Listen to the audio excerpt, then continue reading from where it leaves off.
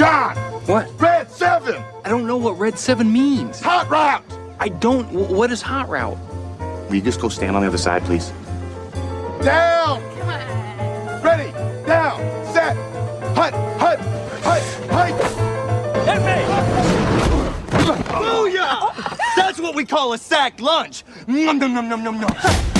It's time for the Soonerscoop.com postgame show presented by Eskridge Lexus in Oklahoma City.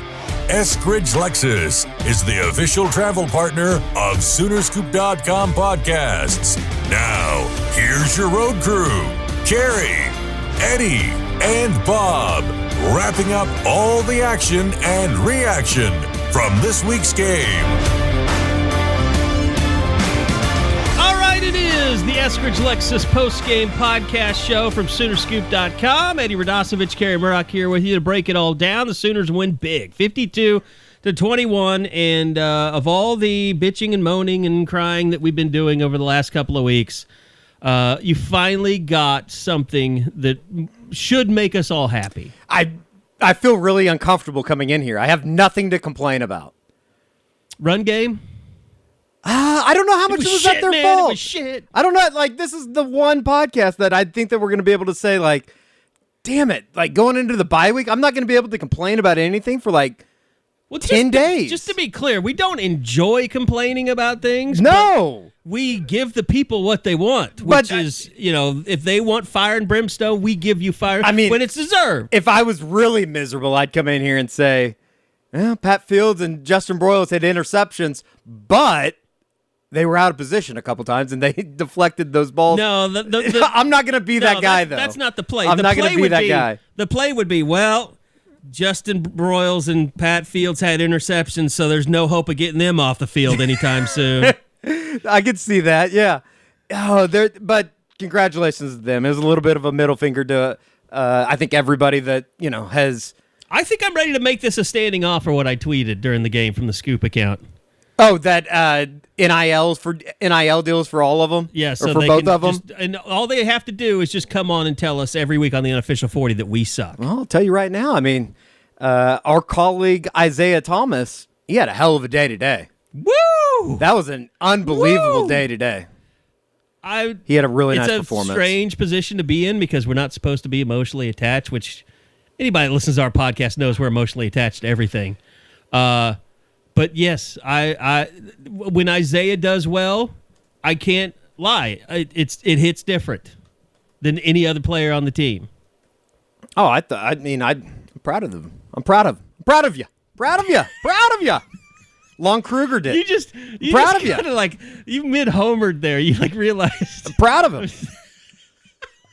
It's like you have to keep saying it to reinforce that you really do mean it. I am. I'm proud of him. He played a really good game today, and you know what? The defense played pretty well today too. Did you hear my question to Alex Grinch about Isaiah? Yes. Yeah. I don't think that I've never messed with Alex Grinch at a press conference. Alex before, Grinch so wanted to laugh, but he didn't laugh. I think he took it in the spirit. All I really wanted was something that I can use with Isaiah next week. Sure. Just to screw with him. Should be a really good Isaiah Thomas show, episode 5 this week. 6. Or 6. You tweeted that out. Did I say 4? Yeah, you said 4. It's actually, this will be 6 coming up. Me. God dang it. You gotta make me mark stuff on post-game. I said that one quietly. By the way. I don't have a press box to get kicked out of today, so we're good. There was this. I got to get this YouTube comment up from the Isaiah Thomas show. By the way, YouTube.com/Soonerscoop. A little cross promotion going on these days. This is my favorite thing that was posted on it recently. Says, I listen to the Sooner Scoop podcast too and love it. Carey and Eddie cuss a lot, but they're funny. Hey, all right. I like that. Pray for us, but they also accomplish they also say they know what they're getting into. Yeah. We did have one very miserable dude on there, Michael Pfeiffer. Yeah, what'd he say? Less talk, more getting it done. I'm tired of hearing Grinch and Riley's coach speak. This defense has been trash this year, bottom line. I don't understand. I hope Isaiah Thomas read that before he went out and played that game today. Michael Pfeiffer, you might be a hero. We don't know yet. I've never understood what the people that will respond to the Sooner Scoop Twitter account with I'm sick of this shit. I guess it's just a way to vent because I don't know, like, it's not getting to Lincoln. It's not getting to Grinch. I'm going to say that those people don't have a very large self-help book collection at home. Like, they're not how to be a better, professional. Like, there's not a lot of those books sitting on their bookshelves. That's probably true. How to be better as a human being. Like, that book probably doesn't exist in that guy's house. It doesn't get to my house either, I can tell you that. In John 673459780. There's always, like, That's become the new egg. Oh, it is. 100%. Yeah. If you have a number behind your Twitter and, like, I haven't had, like, a previous experience with you, it's always bad. I usually don't even read it. It's always bad. Because it's going to put me into a bad mental health spot. By the way, Shansta21, just 36 minutes ago on the YouTube account, the way he played today just topped it off perfectly. He was all over the place. There's plenty of highlight reels out there, but by far you have the best coverage. Your camera work and the angles you give us is unmatched. Beautiful. Thank you for the insight. Beautiful. I like that. I like to hear that. I'm not even getting into the Eddie's Army trolling the YouTube page. I haven't seen that. Oh, my God. You've seen it on the board. Every comment became, Eddie, you do the best graphics work in the business. I think you have seen it, and I think you're lying. No, I haven't seen it, but I can tell you that I am very appreciative of all the people that stopped me on the way into the stadium or inside the stadium that either listened to the podcasts, Unofficial 40 and the Postgame Pod, and or are members of Sooner Scoop. So it's kind of crazy. The members are wild. Our favorites, to be honest. For sure. We love you more. Oh, 100%. Than the YouTubers 100%. or the podcast. 100%. We just do. I'm sorry. You can buy your way into our hearts. You can always tell, too, like, there's just a different vibe for some of the scoopers than it are, like, just the regular podcast listeners. I think it's more like not just I love you, but I love you for putting up with what you put up with. They know. Man, I've been thirsty all day. You're putting them down. Good beer. I'm a Coors Light fan. If they want to bring the mountains to Sooner Scoop, you can have one if you want. No, I'm good. I've got them in the fridge. Papa's got something planned for later on after this is all up. Well, like adult roll on NyQuil. XC? What are you going to do? Adult NyQuil, basically. Oh, all right. No, I mean, it was great. I mean, I got to sleep in until 10 o'clock today. My body woke up at like 9:15-ish. But that was glorious. Oh, and then, I did the same. I like rolled over at like 8:30. I was like, you know what? I don't got pregame to do. I don't need to be down there until like 11:30. I mean, this has been 9 weeks. I mean, let's talk about that for a moment. It was a 9 weeks of just, and it's ridiculous for beat writers to complain about how hard this is. For sure. Because the players, I can't imagine what it's like on their bodies. But for everybody, it's grueling going 9 straight weeks without a break. And no, it is. Even just regular human beings, like fans, you get to go to the games. It's great. I mean, if that's all I had to do around OU football, like I know people have jobs and stuff, but yeah, for sure. Like I'm sleeping maybe 4 hours a night and getting some naps here and there, and that's 9 weeks straight. Like it's so great. I can't understand how much of a lift it is to the players to know that they get a week off. Sure, and I guess some people would say they took the week off 2 weeks ago up in Lawrence, but. On a serious note, it's like I think today was a perfect send-off into the bye week. It seemed like the fans were happy, the coaches were happy, the players were happy. A complete performance on both sides of the ball. And I think that, it just there's some good momentum going into the bye week as opposed to had they sputtered, had they not come out and played like they did today, Carey. I think that, there are some like question marks. Oh, I mean, I was not looking forward to another shitty day of running the Scoop account. A week and a half of bad performance. Well, and especially a week and a half of that. Yeah, I mean, that would have been 3 straight weeks of that, really. Sure. I mean, sure. I just could not. It's not like I take it personally, and I really don't respond. Like sometimes, I think during the Kansas State game, maybe I was saying some stuff back and forth, but not much. But I just try not to get sucked into it. But just know, even though I'm not responding, you're crushing my soul. Like when OU is not playing well, sure. And I'm having, because it's like I don't want this to happen either. Why are you yelling at me? Like I don't have a direct line to Lincoln Riley during the game to tell him to do something different or to play someone different. Like we are asking the same questions that you are asking. We're just not perhaps as angry, maybe. And I do appreciate that because all that, I try and keep it in perspective. Like, all that really means is people think that we are somehow a part of the team because we do such a good job. Well, I'm going to take all the credit today. I mean, it's very obvious that some of our work has turned this thing around, I hope right? you saved that cheerleader. The what? The cheerleader. I hope you saved her. Oh, the girl that got ran over by Pat Fields? Oh, my God. She got mauled. hammered. She got mauled. That was scary. I think she's okay, though. I guess I saw your video, and the best thing was it looks like her head didn't hit the ground. her feet were set, too. That's a charge. I mean, we're getting into basketball season Yeah, now. we are. But no, I mean, look, let's go back a little bit and just 52-21. The defense got Tech off the field to start the game, which was amazing.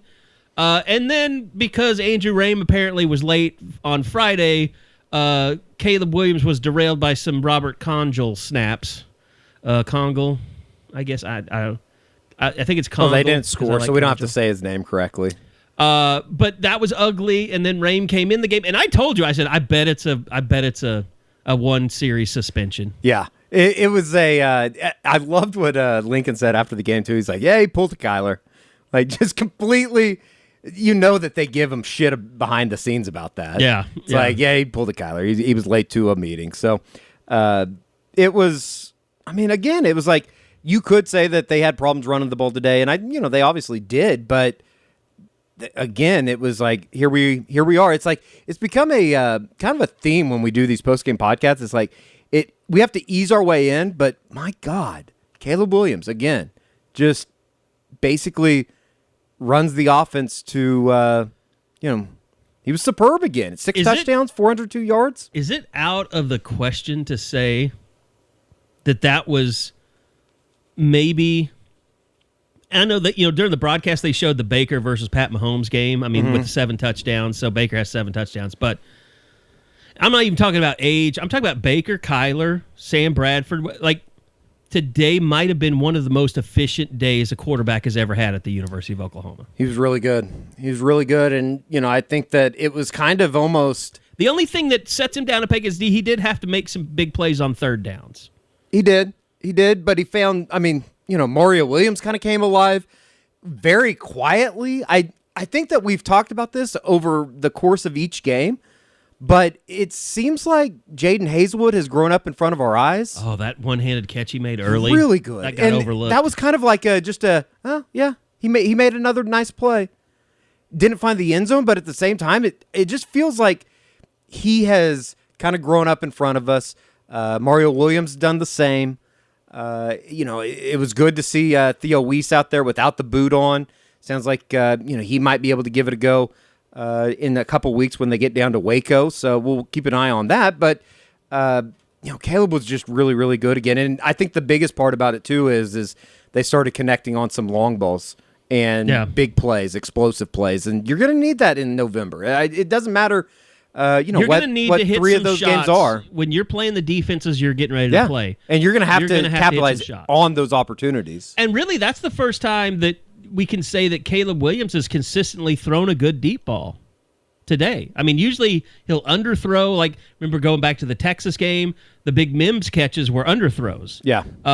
Then he had some overthrows. But today, for the most part, I mean, it wasn't always perfect, but he was hitting guys in stride more today than he has been all season. I thought the third quarter one play touchdown ball to Marvin Mims after the I think it was the Justin Broiles interception. That was kind of a moment of, okay, like this thing is moving in the right direction. This is you can officially say this is a good game. They forced a couple turnovers. They've been able to capitalize off of those turnovers. And again, it's like you go into this bye week now, and it's kind of unbelievable. Oklahoma is now the first team to win their first 9 games in 9 consecutive weeks since 2010 in college football. I mean, it's an incredible stat that maybe we kind of looked over. Again, it's like there has been a lot of bad, but at the same time, very few people have ever done yeah, this. it's like it's been a gauntlet a little bit, and you finally get to that bye week, and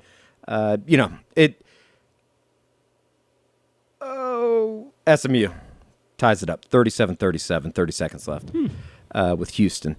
It it's one of those things too that like, how much is it really? Getting Jalen Redmond back, Dylan Turner, how much does that really affect the defense as a whole? The number one thing about the defense today was Key Lawrence. Yeah, moving to corner and succeeding. And he looked comfortable over there. He looked like and he was physical. And I mean, the way that he fought for the football when it was in the air, I'm blown away at how well he played at corner today. We got to the point where we're like questioning every move that the coaches are making. Like as soon as we heard like, oh, he's playing corner, we're like, what the hell are they doing? Like why can't they just move Billy Bowman back to nickel and then they're starting Justin Broiles? He didn't play very much today, did he? No, Billy.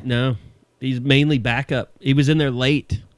But he didn't have to play because Key Lawrence played so well. Yeah, he did play well, and it was kind of interesting too that like Tech right out of the gate, it was like find 12 and throw it at him and see. Yes, just give him a test. They tested him. They went after him, and you know what? He kind of passed the test. And like the other thing too is sometimes they just get so unlucky, and I know that people don't want to hear that, but the two touchdown passes, like what can you really do there? It's like, I mean, they were kind of like DeAndre Hopkins Hail Mary catches, almost. It's like, I mean, you're in decent position. I can't really fault them for it, but then again, at the same time, it's like, maybe if you're taller, you get a hand on it. I don't know. Well, and the thing that was impressive about Key Lawrence is like the Ezukama guy was the guy they kept trying to target, a really good player, and that was the matchup they were trying to force because they knew that was probably their best matchup. But Key Lawrence was like, nah, f- this. I'm gonna man up this guy. And he did. He played really well. Houston just ran back the kickoff. 17 seconds left after SMU tied it up. Holgorsen magic. No, he played really well, and I think that it's now you turn the gear, and Al Grinch said it a little bit after the game. It's like they can't sit around and wait for some of these guys to mature. It's go time. Like it's now in November to where it's like, and I thought it was like a little bit of a pointed like comment too. It's like he said something to the effect of like young players not really getting it, and I know that we've heard that, but it was more so like. Almost like it was a reward for Key Lawrence to say, you played well against Kansas, we're going to keep you on the field, but we got to find a place for you. Yeah. And obviously I think Josh is about to lose his mind about the practice stuff. I am too. It doesn't make sense to me, but I'm not, again, this is a positive podcast. It's hard to say that the best players in practice don't need to be on the field when Justin Broiles and Pat Fields have interceptions today. Today's not the day. No, it's not. Today's not the day. And that argument is not valid yet, right now. It isn't. It's been dismissed. But Case dismissed. I'm sure that we'll talk about it on the U40 this week. It's like to think that they're not going to get picked on by the three teams ahead.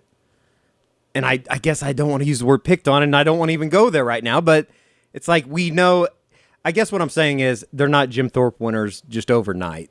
And there are still some deficiencies in the backfield. But, Carey, I think that you look at what Oklahoma's defensive line was able to do today.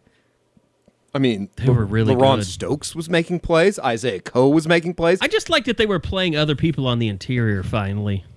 And they did put Isaiah strip sack came as an outside edge. And I don't think it was a coincidence that Isaiah moved back outside today, and Redmond came back because of that. Well, he hinted on the show that last week, like they've been working on some special stuff in their game plan, and he's going to be more inside outside. So he was preparing to be more of an edge rusher today than he had been. He played well. Which, you know what? If you keep batting down passes at the line of scrimmage, I say maybe keep him in there still. Yeah. Yeah, I mean, it was... I mean, you don't realize how tall Isaiah is. Yeah. Like I know you probably haven't... I've had the opportunity to, like, be up next to him, but he is, like, basketball height tall. Dude, he's massive. He's you're down on the field. He's a massive, you're right massive next person. To him. Yeah. He's a massive person. I don't think that people probably realize how big he is. He's huge. Like, for a defensive lineman, like, Tech had that 6'9" guy today. Dude, Tech has some, like, offensive linemen that are huge. They look the part, yeah. They're not very good, but they're big. I mean, I thought Tech basically kind of came in and packed it in a little bit, especially after they got down.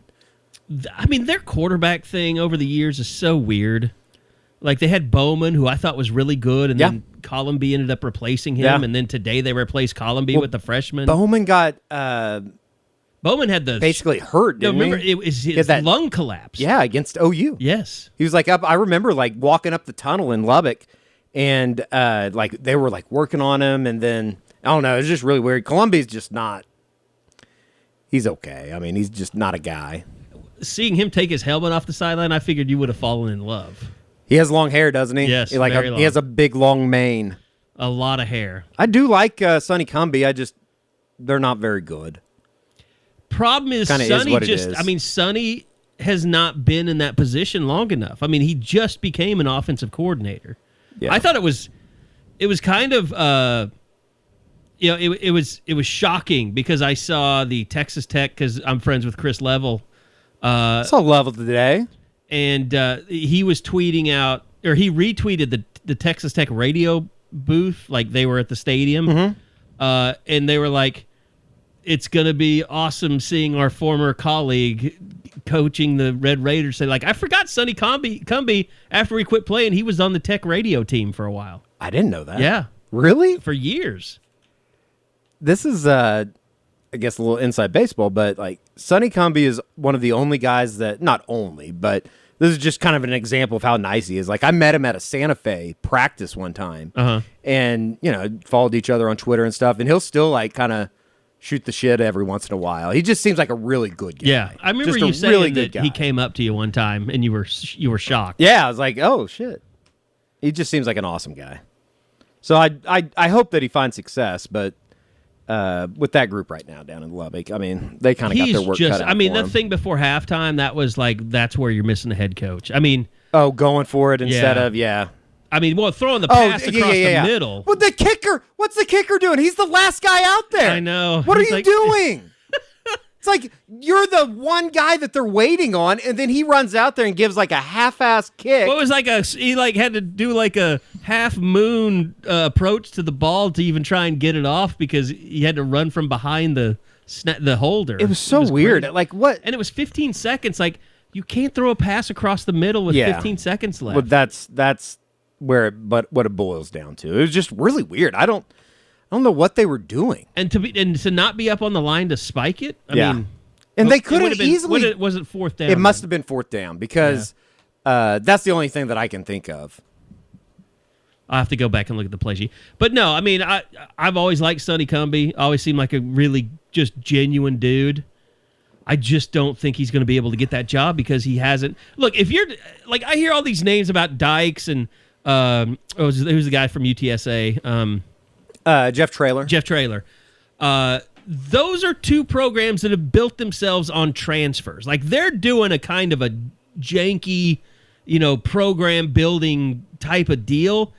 If you're Texas Tech, you need to be going out to find the next Matt Campbell. Yeah. You need to be finding a Dave Aranda. Yeah. Like, I'm not calling those guys retreads. I'm just saying that should be, if you fired Matt Wells for being 5-3, you should be trying to find the next Lincoln Riley, not trying to rehash a couple of guys that are building their programs by transfers. Yeah. You're in Lubbock, Texas. You need a dynamic person that's going to be able to recruit out there especially against going- a TCU and a Baylor. Especially going into the Big 12 Yeah. now without Texas and Oklahoma there's a real opportunity. I mean, they're not going to be better than Oklahoma State, but they could still be in that upper echelon. You failed with Cliff Kingsbury. You need to own that. And you're going to have to go and pay out the ass. You might have to be a team that, pays $6-7 million a year to get the right coach. the guy they could go hire if they really wanted to and not be completely Kendall like Broiles. Or just go hire Art Briles. Briles, I mean, yeah. if you really want to be if it's all about winning, that's who you're hiring. Yeah. And I mean, I had heard that there's some boosters or, like Art Briles guys that are ready to make like $100 million endowment to Tech if they hire Art, which like, but I told my buddy that said this, it's like, if that happens, I think that they probably have to hire an athletic director as well. I just don't Kirby think Kirby Hocutt. Hocutt will do that. Yeah. From the Joe Castiglione tree, I bet he would not allow that. No. It'll be interesting though. I mean, Tech is, and Tech kind of has to worry about this too. It's like with Houston coming to the Big 12 now. Yeah. I mean, they're gonna get. Where would you rather Can you live, imagine Houston Dana or wanting Lubbock? to stick it to Yeah, Tech? yeah, for sure, 100%. It'll be interesting, and I've heard that Sonny Dykes probably won't get that job. I don't know how much that means, but I mean, look, I think Sonny Dykes is doing a hell of a job. Yeah, It's that's- just, I'm saying you need to hire a star. yeah, And Sonny Dykes, to me, does not scream star. I just don't know who He that guy screams is really right good now. coach. I don't know who that guy is right now. Nobody nationally. knew who Matt Campbell was before he became that guy. Yeah, but Toledo was headed in like that, like ascent. I don't think there's anybody at the MAC level right now that is like necessarily that guy that is ready to make that jump. Like, Yeah. I mean, look at Seth Luttrell. He's a perfect example of somebody that probably should have jumped out of North Texas when he had the opportunity. Mm-hmm. And now he's going to get fired. And, I'd love to see him get added to Oklahoma staff somehow, some way. I think I just big don't know time, how yeah. they would. Yeah. Talked to somebody today that thinks that David Wells probably ends up in Tulsa, which isn't a bad Matt idea. Wells? Or Matt Wells, yeah. I saw Dave Sittler threw that out last night after Like Navy. they get rid of Philip Montgomery? Yeah. I mean, they lost to a 1-6 Navy team last night, and the quarterback for Navy didn't even. He was 0 for 3 for 0 yards, and they got beat. All right. Well, in terms of what we saw today, it was, let's face it, it was what, as we said at the opening, it's what everybody needed. The fans needed it, the players needed it, the coaches needed 100%. it. I think maybe the coaches might have needed it more than anybody. Yeah, well, I think on a scale, on like the power ranking, it's like fans needed it 1, coaches needed it 2, and 3 the players, because everybody like within the program. But see, here's they why are I say the 9-0. fans are below the coaches, because now the coaches can go to the players and say, like, look, you dummies, if you just listen to us, Yeah. if you just practice hard, if you just work on getting better every day between game day, then you can get out there on the field and do well. Like, for whatever reason, it's so hard in this day and age to deliver that message. I still think it's one of those. And we things. said it before, like, the fans were looking at Alex Grinch almost in the same way they looked at Mike Stoops at the end. Yeah, Like 100%. it was going down. So if the coaches needed this most because they need to turn this thing around, and then the fans will turn on a dime. I mean, like they'll be happy. If they go undefeated in November, nobody's going to remember the booing of Spencer Rattler or Alex Grinch sucks. He should be on the hot seat. Like, all that stuff goes away. Bottom line, they want to win a national championship. That's all it is. They just want. Everybody wants they that, want yeah. that. Then it's completely understandable. But at the same time, it's like the fans don't want to buy into the week-to-week process. They want, and it's kind of like everything in life. We want. No, they see the instant chess gratification. pieces. No, it's they look at it as chess pieces. Okay, you recruited this guy. He was highly rated, and he's not getting on the field. It's just like, and I'm sure some people out there, like, they blame the coaches for not playing Justin Harrington and the reason why he left. And you see all this stuff happen, and it's just like me. I was pissed off that Joshua Eaton, wasn't going to be in the rotation today because I think he deserves a chance. At the same time, if Key Lawrence plays like he did today, nobody gives a shit about Joshua Eaton and how much he plays moving forward. Yeah, as long as there's not an excuse, right? As long as there's not something dangling out there and saying, like, what if this guy played? Like, what if something else happened? The one thing that happened today that was not noticed that might have been one of the bigger things to happen to the offense today. You know what I'm talking about? Happened late in the game. Oh, 100%. Marcus Major needs more carries. Yes. No, Marcus Major needs more just seeing carries. his return, and he knocked the shit out of that dude. I thought he ran. He hit a guy so hard that the guy wanted to fight him. His helmet came off. Yeah. There was he did have a fumble on like the swing Went pass outside, or whatever, but went out of bounds. He brings a little bit of a different dynamic than Kennedy and Eric Gray does. Yeah. And I think that, over the next couple weeks, it's going to be interesting to see if they give him or trust him to get a couple carries in the second quarter or something. It'd be great to give him, some carries here and there just to save. I mean, this is, look, I watched that Baylor team play Texas today. they will knock the shit out of you. Yeah, that's the way Baylor's been for Oklahoma the State last. will knock the shit out of you. That's the way Baylor's Iowa been for State the last will 6 knock years. the shit out of you. Like, they are getting ready to go be physically assaulted when they return from their when they return from their bye. Question that I would probably have to go back and look. I don't know off the top of my head. Is this the toughest November that they've had coming up with at Waco, Iowa State, and then Bedlam, obviously, probably for the Big 12 championship? It's right up there, I think, with Red October of 2000. I mean, this is you've officially gotten to the point where the next time Oklahoma starts playing football and it's the clock or the calendar's turned over to November, this is big boy football. Like, this is, if you want to go be a national championship team and, you know, talk the talk that you've had for the last 7 months, 8 months, you're going to find out in the matter of the next 35 days if this team is a national title contender. They've had, you know, tough games before with teams that were like underrated, like when Iowa State, you know, wasn't who Iowa State is now. Sure.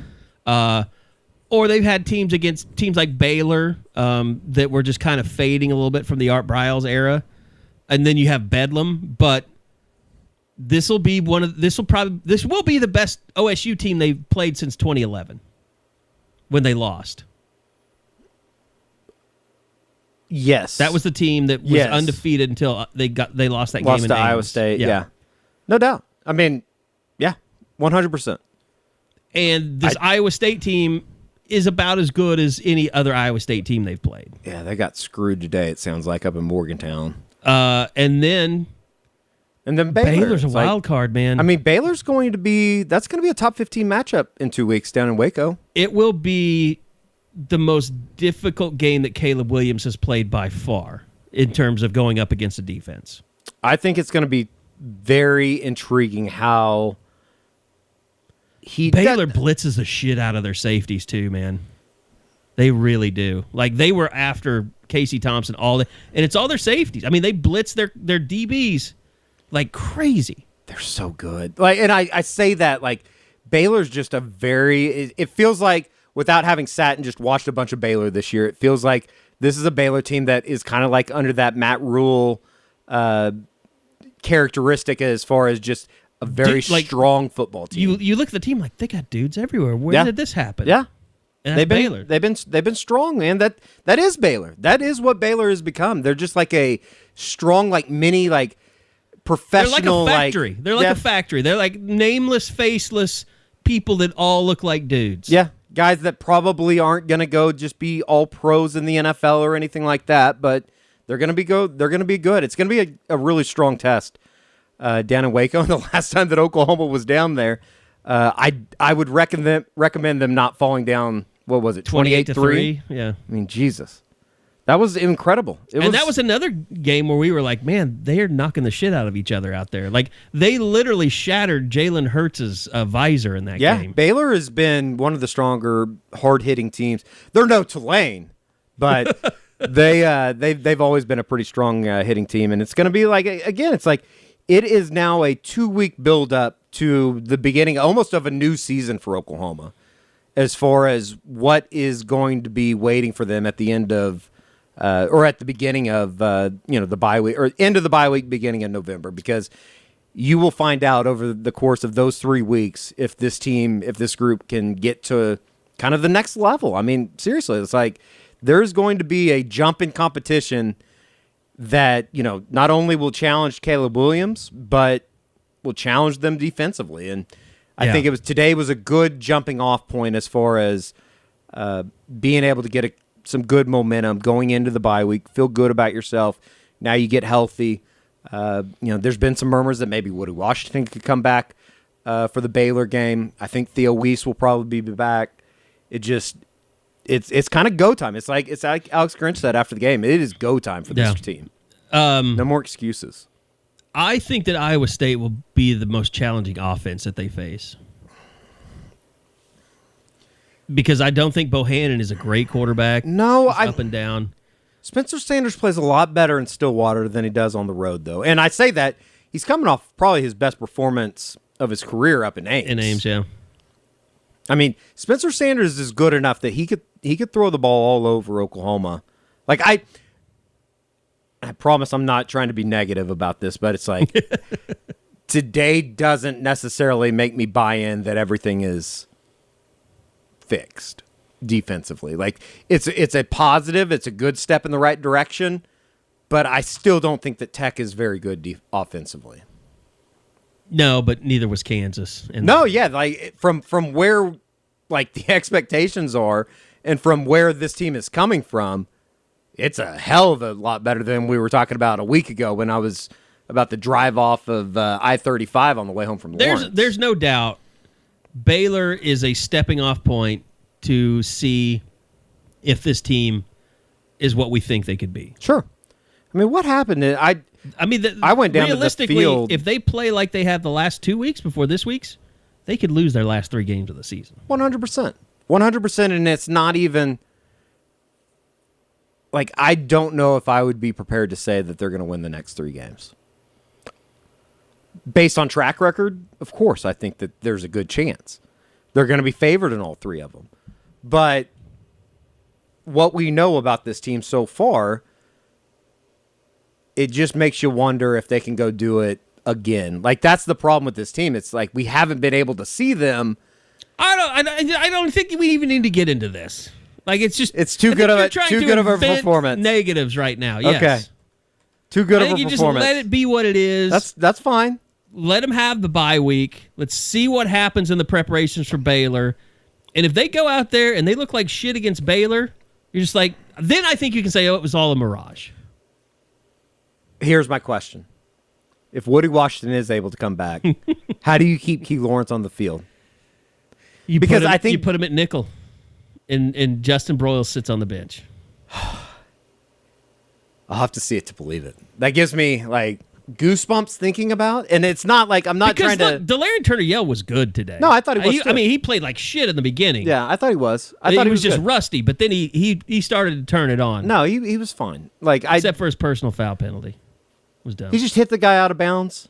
Yeah, it was the play went out of bounds, and then he hit somebody else on the field. How about the there was 2 calls that, and I thought the officials were fine today. It's not like a gripe or anything, but the pass interference call on DJ Graham thing was a joke. What was that? It was a joke. Lincoln Riley, he lost his shit. I don't know if they showed it on television. They didn't show Lincoln. He absolutely lost it. No, but I think he even said a couple F I was even more mad because the announcers were like, "Oh, I mean, Dusty was on the call and he did a great job. He and Dave Pash, but I'm sure Dusty doesn't want to make it out to be like that's the last thing Dusty wants to do is start going to bat for OU, getting screwed on a call. Sure. So I could see why, but yeah, I mean, it was a tough call against DJ Graham. It's like he was behind him.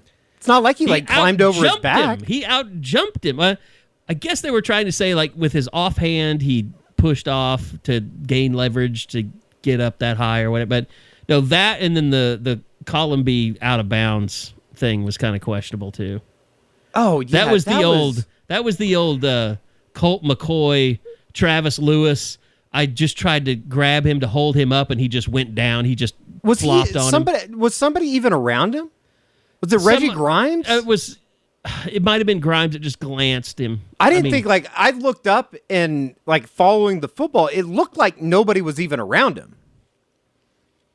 Well, it was so weird. Redmond was chasing him, and he chased him around the corner, and then I think it might have been Grimes, but somebody just kind of he was going out of bounds, and you could argue that he actually wasn't out of bounds when he but it was a glancing blow, and he just went flying. But I'm sorry, I cut off your other number 2. No, that was it. Okay. That was it. The other play was the I guess what was it? Roughing the passer or unsportsmanlike conduct, late hit, whatever, personal foul. I can't remember what it was, but I just didn't remember a player being around him. The DJ Graham thing was just unnecessary unreal, roughness, I guess. That was terrible. Yeah, that was Rebecca. But no, I mean, I think the one thing you take that's positive out of the offense today is as well as Caleb Williams did, and you said it, we just kind of glossed over it. I mean, his stat line today was fantastic. 23 of 30, 402 yards, 6 touchdowns. He did take a sack, but I got to tell you, that spin out he had in the end zone, I don't know how good a shot you had of that. when the Tech player thought he had him dead to rights and he just made a little spin, made him look foolish. He had the one spin that he had on the 6-yard carry in the first quarter. That was a good one. That was a pretty good one. He just, the way that he, and, Guerin asked the question after the game, just as far as like the quality and the traits that Baker and Kyler had that you just can't teach and stuff that is just inherent that, people just show up with. He definitely has it. And It's like Josh said in the report card, it's like to think that this kid's going to get better each week or better over the next couple of years is kind of crazy. It really is. I threw out my comparison on who he reminds me of to Isaiah, and he didn't laugh me out of the room. Caleb Williams reminds me of Prince. Just these little, got kind of a weird aura about him. He needs to start serving pancakes, like in Chappelle's show, if he's going to be Prince. I bet. He'd probably dominate a little shirts and skins action. I could see that. I could. Well, Prince, was he a big fingernail painting guy? That's the where my Prince comparison comes from. I could see that. Prince is just. He was like, he made you uncomfortable as a man. I don't think that Caleb makes any we don't. He makes people uncomfortable with the fingernail painting. I'm just talking about online. Yeah. He definitely hits all the right notes. Like he hasn't. I thought his look was good today on the walk-in. What was he wearing? Like a Porsche jacket. Oh, really? Yeah. He doesn't. I don't know. I think this would be a different conversation for another day. But like $2,500. I think that is Joseph Wette outfitting him, because I think that he's a weird dude too. Like Wette, it's the DC thing, man. Yeah. It's like, because I think Wette maybe dates Caleb Williams' sister, which that's like super creepy Instagram creep on my part. But like I think like Wette has like a clothing line, like I think he always has. Yeah, he's really into fashion and photography and stuff. Very much so. So is Nathan Rollins Kabonga. Like as far as that's photography a name I have and not stuff. heard in a long time. He looks good, man. I sent you guys a picture in the war room about Clayton Smith, who got in today. Which again, we're not going to go negative, but we still don't understand. I don't understand how he's not playing ahead of Caleb Kelly right now, because there was a couple plays that Caleb Kelly had that it's just like he got beat to the outside. Yeah, it's like you can't tell me that Clayton Smith doesn't track that guy down.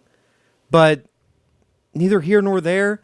Caleb just, there is something, he's so comfortable within himself, and just being able to, like, it's just small things. And I know that we've talked about it, or we brought it up in the last 3.5 games that he's played, but like his ability just to, or not ability even, it's just going up and talking to the defense and being a leader on the sidelines and doing the small things is pretty unbelievable, that he's so comfortable and able to do that as a freshman. It's exciting to know what it could be. And you know what?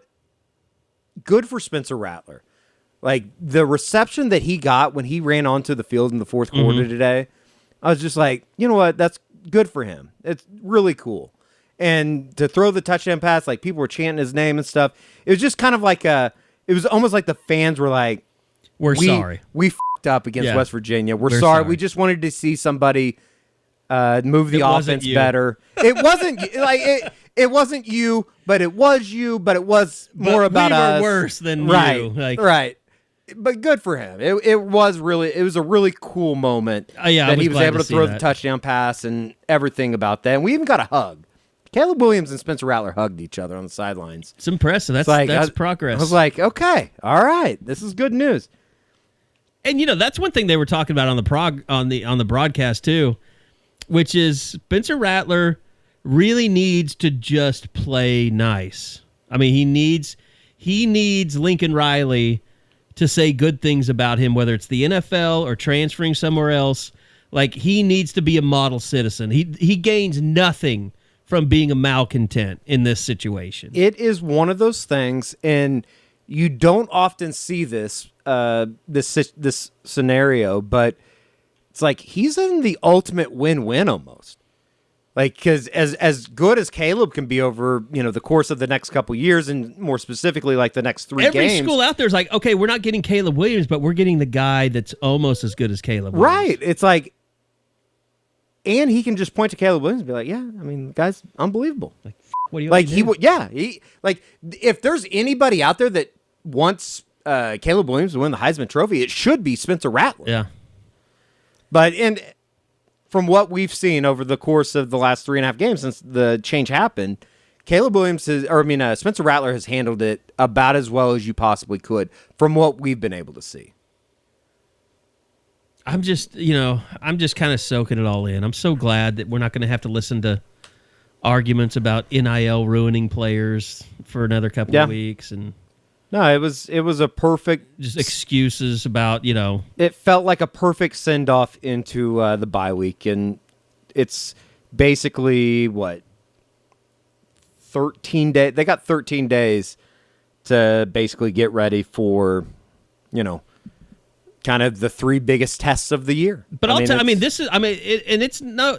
not an exaggeration or an overstatement. Like, this, Eddie, like shit was going bad, man. No, it was. Like I've spent so much time just looking at our YouTube stuff and looking at stats and analytics and podcasts and everything. Like, people were refusing to consume our content because they were so pissed off at the team and the way things were going. Like, it's just like you can say, well, the fans are overreacting or they're all you want, but the numbers said the fans were losing interest in this team by the way they were playing.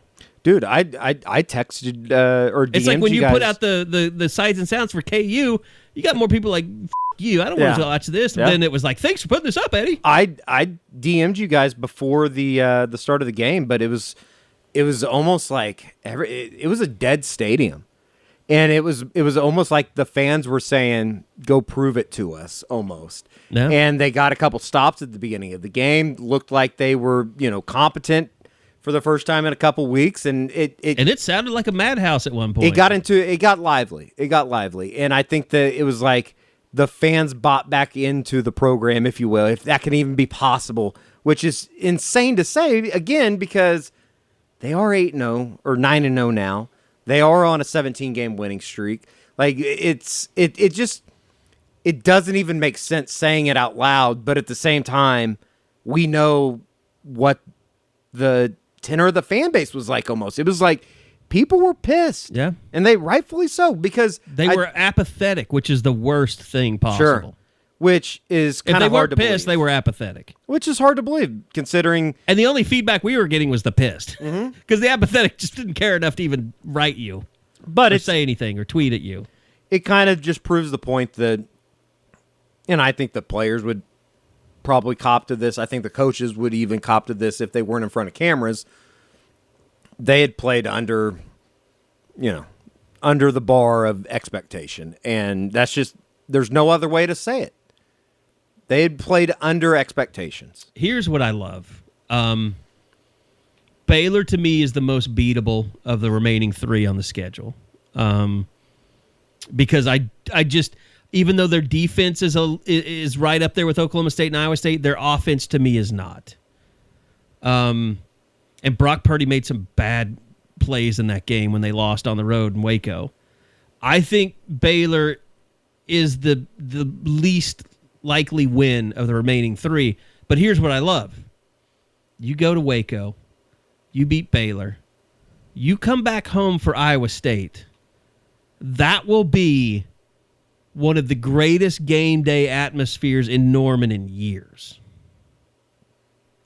And I know it hurts that Iowa State lost at West Virginia, but I think if you beat Baylor and you play well, the fan base will come fully back to life as if to say, all right, we're with you again. And I hope that happens. Should. I think it should. We'll see. I presented the whole scenario and you just shit on it. I just don't You know. don't think the fans would be jacked up if they go down and win in Waco No, they will be. I think. And I then think come back home for their final home game of the regular season. No, each week they will be. They got to win in Waco first off. That's what I said. Second off, I Did you think that listen to anything I said? No, I did. I was reading the. Just put up the Justin Broiles thing, and somebody was like, "I'm sorry, but he shouldn't play." And I just responded, "Can we just not be miserable for like one night? Yeah. We can start it back up on Take Sunday." a miserable. Your miserableness is on bye week. All right, pal. It will be fun. It's hard to imagine that there's only one home game left. It's going to be a fun month in November, though, because, as up and down as the year has been, as crazy as it's been with, like, going back, and I was doing a podcast with some of the older guys, and we were just talking about it. They're like, give a summary of the season. And it's like, well, it's been insane, first off. There's been a quarterback change. It feels like you're covering a 2-6 team, and in reality, they're 8-0, 9-0. They are also on a 17-game winning streak, which is the nation's longest. They're getting closer and closer to one of the longest winning streaks in, not OU history, obviously, with the 47-game winning streak, but in modern, technically, over the last 10 years history. And at the same time, it's like everybody is just miserable about it. But with all that said, it's like they began the season in 2021 with this idea that they could win a national championship. I'm still not there if I think that they can, but their resume right now says that they can because they're 9-0 and they haven't lost a game and everything's set up for the month of November. And as weird as the season has been, isn't this where they wanted to be no matter what? Yeah. And the thing is, Tuesday's coming, and that'll be the first college football playoff rankings. And I can tell you this right now, whatever the rankings are, there's only one team that we know should be in the college football playoffs at this point. And it's Georgia. Yeah. I can't say they beat the shit out of Florida. What's happening with Ohio State? They are up 6 with 3 minutes left. Penn State actually, while we were podcasting, had a touchdown called back because the guy ran out of bounds. It was a very obvious call. There was nothing controversial about it. But Ohio State has the ball, 2nd and 13 on Penn State's 21-yard line. Okay. So they kick a field goal, the game's over. So, that should remind people, like, okay, well, Oregon beat them. Like, that's the whole thing. I'm out of F-bombs this show, but it's JoJo's fault. I mean, it really is. Him putting them at number 2 and everybody else is kind of like, oh, yeah, well, Ohio State is playing the great ball. I saw some stuff from, like, ESPN guys today that I tweeted about once, real. like Kentucky in the top 4. That cannot be real. And obviously, Kentucky goes and gets beat by Mississippi State tonight. But it was there's some of the stuff, and there's going to be overreactions on Tuesday when the CFP rankings come out for the first time. I mean, 2 weeks ago, Iowa was going to be in the college football playoff. Sure, and they couldn't get a first down. They didn't have a first down today. They got one with 1:26 remaining in the first half. That's so bad. Because I don't think Wisconsin's like... I mean, no, They're Wisconsin's not world okay. beaters, no. How about Michigan today? Yeah, I mean, that was... I'll tell you what, the kid from Michigan State, That's man, 2 really good teams, though. That Michigan State running back's really good. Yeah, really good. They're trying to get him in the Heisman, so... Yeah, the only problem is you can't be a running back from Michigan State and win the Heisman. Not in modern day Heisman. Billy Sims would disagree, wouldn't he? Well, modern day, though. Okay. When's Michigan State play Ohio State? Couple weeks? 2 weeks, maybe? It's got to be. I mean... That's the thing about the Big Ten. That's the thing about the Big Ten is they, over the next couple weeks, all those guys play each other. Yeah. And it started today. But... I mean, the Big 12 and the Big 10 are going to be great finishes down the stretch. It should be. It should be. I mean, Oklahoma State kind of has the inroad to get to, we could have Bedlam back-to-back, which would be a lot of fun. It'll be fun. It's going to be a good month in November. November, it just feels like, it smells like football. Like I on the way over here, I had the windows down, and you can smell like fire in the air. Mm-hmm. I love it. All right. I think that's going to do it. Sooners win at 52-31. Bye week. So no Eskridge Lexus podcast next week, but we will be back for the Baylor game as, going to Waco once again. It's always an adventure down there. Sooners have pulled out some big ones in recent years. See if they can do it once again. So there's been some great games in Waco. Games. Great. That Baker game. Even going back to like the Floyd Casey days with the RG3 stuff and like the birth of Baylor. I know that Oklahoma fans don't want to hear about it. I don't want to hear about that. I hated standing out there that day. I remember... Wasn't that the game updates that from you where Brody Eldridge wanted to kill someone? Wasn't that when I won't say the guy's name, but Sam he like Proctor. No, the reporter that like sat in front of you that had like the big laptop that you couldn't see around.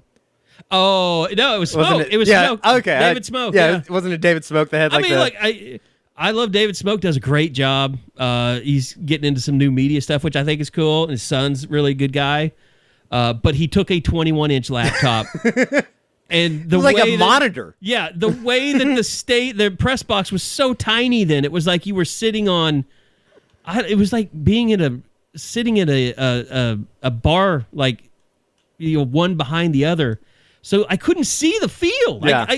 His laptop was, and I was live tweeting about it. And I think that's the last time that David Smoke ever talked to me, because he definitely knew that I said that.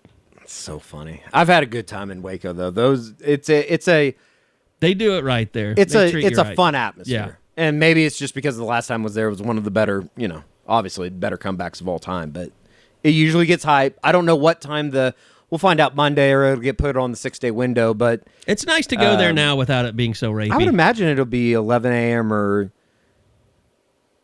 you can't open the door like that to me. You have to admit, though, it was really weird going to Waco there for a couple of years. Oh, there was definitely some stuff. It was like, what's going on here? Like, why? How did they get so good? The bad part was the cab stuff. I mean, that was the bad stuff. Yeah, but that was in Norman, wasn't it? The cab shirt was in Norman. I think that's right, but that was probably also the year that Jeff Lebby just unannouncedly showed up at a game. Yeah. Which was illegal. Well, that just goes in line with what they're about. You can't show up at another team's game on the sideline. It's kind of badass, though, that they were just like, yeah, screw it. We're just going to go with it. So, no, but door shut. We're getting out of here. Time to go. Thanks, everybody, for listening. Thanks to Eddie. Thanks to Eskridge, Lexus, Ed, Will, and the boys, always taking care of us on road trips. So appreciate you guys. We'll love it when the car lot gets stocked up again so we can really promote the hell out of you guys. So, thanks to everybody, and we'll see you back here in 2 weeks after Baylor on the Eskridge Lexus postgame podcast.